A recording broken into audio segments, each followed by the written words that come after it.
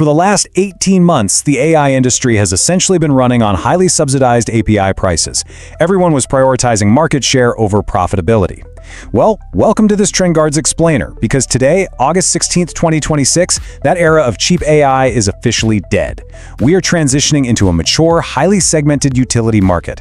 And this shift, it didn't happen gradually, it was triggered overnight by a massive structural change. And that change is a confirmed 1,100% price hike. Yeah, you heard that right. According to verified reports breaking today from Yahoo Finance and Quartz, DeepSeek, the Chinese lab that originally drove global market prices down to begin with, has drastically raised developer access rates. Global AI demand is just straining their capacity too much. Make no mistake, this is a fundamental shift in the macroeconomics of technology. If we look directly at DeepSeek's official API documentation, the previous flat rate is just gone. Last week, developers were paying a heavily subsidized 87 cents per million output tokens. As of today, hitting their servers during peak hours will cost you $3.96 for that exact same million tokens. That is an absolutely huge operational cost increase for any startup or enterprise relying on high-volume reasoning. But what's really notable here is how they're structuring it. They've introduced a traditional utility grid model, peak versus off-peak billing. Reports from Payments and InfoWorld confirm that if you can schedule your workloads during off-peak hours, you actually get a 50% discount, which brings the cost down to $198. So DeepSeek is essentially treating AI inference exactly how AWS treats EC2 spot instances, or honestly how a power grid bills a factory for industrial electricity. And DeepSeek is brilliantly capitalizing on what we call the utility trap. Think about it. Over the last year, so many developers ripped out their OpenAI and Anthropic integrations specifically to take advantage of DeepSeek's lower rates. They built complex system prompts and custom workflows perfectly tailored for DeepSeek's architecture. Because those switching costs are now prohibitively high, developers are effectively locked in. You can't just flip a switch back to Claude or Gemini today without completely breaking your production environment. DeepSeek knows this, and now they are extracting rent. Technode Global and Pexo.ai have confirmed that Alibaba just dropped this model into public beta, and it's a god-tier leap in multimodal generation.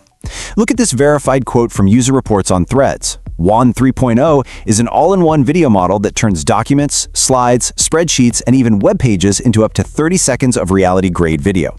And this brilliantly illustrates the real breakthrough here. WAN 3.0 skips traditional text prompting entirely. The workflow is incredibly direct. Step 1, you just upload raw data. We're talking a 50-page PDF or a dense financial spreadsheet. Step 2, WAN 3.0 natively processes that multimodal data. Step 3, it spits out a 30-second continuous reality-grade video. Pexo.ai notes that it maintains temporal consistency without any of those weird visual morphing artifacts we saw in older models.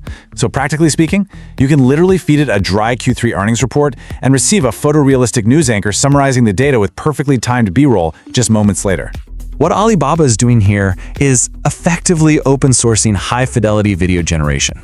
This fundamentally drops the financial barrier to entry for professional video production to near zero. The cost to generate rich media is now bound almost entirely by the data you feed into it. We are watching zero marginal cost generation play out in real time. For the multi-billion-dollar corporate video industry, this signals massive disruption.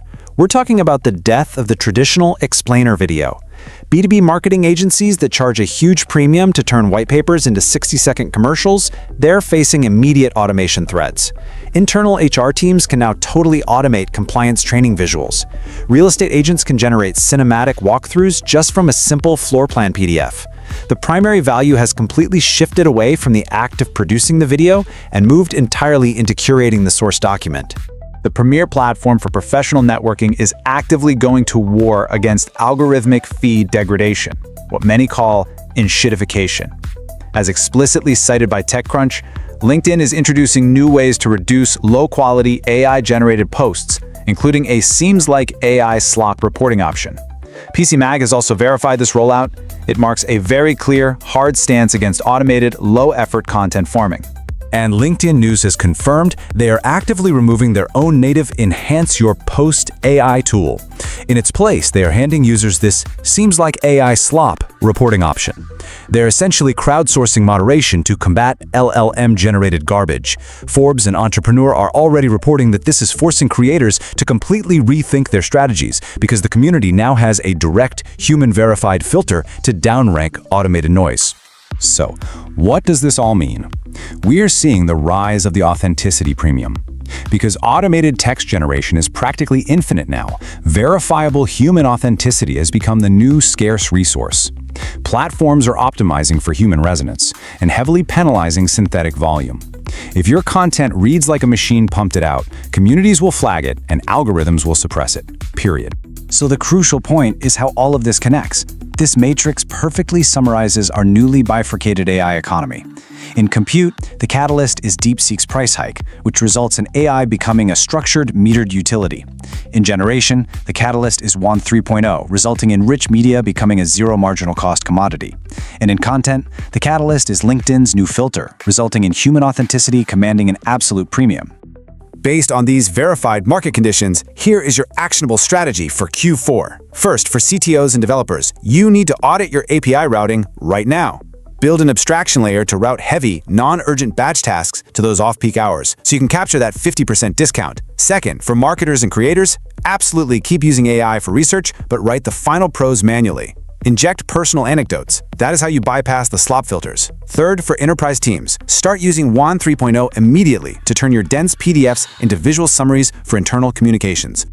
The rules of the tech economy have fundamentally shifted today. Compute is a utility, basic generation is commoditized, and authenticity is the premium. So I'll leave you with this provocative thought to evaluate your own operations. Are you prepared to actually operate in the AI utility era? Or is your infrastructure still relying on the outdated paradigm of cheap compute and synthetic slop? Analyze your workflows, protect your authenticity, and rest assured we will continue monitoring these massive infrastructural shifts. Thanks for joining this explainer. Thanks for watching. Don't forget to like, subscribe, and share. It really helps the channel grow. See you in the next video.